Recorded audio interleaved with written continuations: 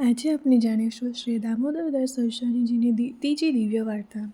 આ પ્રસંગમાં શ્રી દામોદરદાસજી શ્રી આચાર્યજી પ્રત્યેનો અતિ ઊંડો ગુરુભાવ અને પ્રેમ પ્રગટ થાય છે. એનો ભાવ કે તેઓ કહે છે, અમે તો શ્રી આચાર્યજી શ્રી ઠાકોરજીથી પણ અધિક જાણીએ છીએ, પરંતુ વૈષ્ણવો આવું કેમ? ચાલો આ દ્રવ્ય રહસ્ય સમજીએ.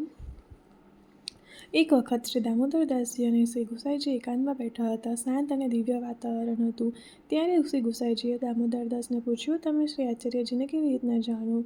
ત્યારે દામોદરદાસજીએ અતિભાવથી ઉત્તર આપ્યો, અમે તો આચાર્ય શ્રી મહાપ્રભુજીના જગદીશ, જે જગતમાં સૌથી મોટા શ્રી ઠાકોરજી કહેવાય, તેનાથી પણ અધિક તરીકે જાણીએ છીએ. આ વચન સાંભળી શ્રી ગુસાઈજીને આશ્ચર્ય થયું. તેમને પૂછ્યું, તમે કેમ કહો છો કે શ્રી આચાર્યજી ઠાકોરજીથી પણ મોટા છે? ત્યારે દામોદરદાસજી અતિ પ્રેમથી સમજાવવા લાગ્યા, મહારાજ, દાન મોટું કે દાતા? થોડો વિરામ લઈ તેઓ આગળ કહે, કોઈ પાસે અઢળક ધન હોય તો શું કરે? આપણે તો તે ધન આપનારને મોટો જાણીએ. વૈષ્ણવો, અહીં ધનનો અર્થ સામાન્ય સંપત્તિ નથી, પરંતુ સ્વયં શ્રીનાથજી છે. દામોદરદાસજી કહે છે, શ્રી આચાર્યજી મહાપ્રભુજી શ્રીનાથજી રૂપી સર્વોત્તમ ધન અમારા જેવા જીવોને દાન આપ્યું છે.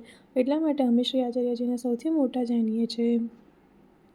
વૈષ્ણવો, આ કેટલો અદ્ભુત ગુરુભાવ છે. દામોદરદાસજી માટે શ્રી આચાર્યજી માત્ર ગુરુ નહોતા, પરંતુ ભગવાન સુધી પહોંચવાની કૃપાનો દ્વાર હતા. શ્રી આચાર્યજીએ માત્ર ઉપદેશ આપ્યો ન હતો, પરંતુ સ્વયં ભગવાનનો અનુભવ જીવોને કરાવ્યો. એટલે જ દામોદરદાસજી હૃદયમાં અનન્ય સંપન્ન થયા.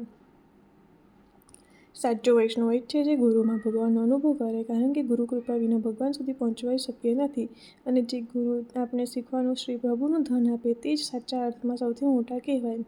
આ હતી શ્રી દામોદરદાસજી હર્ષાજીની ત્રીજી વાર્તા. આગામી પ્રસંગમાં આપણે વધુ અલૌકિક ભાવ જાણીશું. જય શ્રી કૃષ્ણ.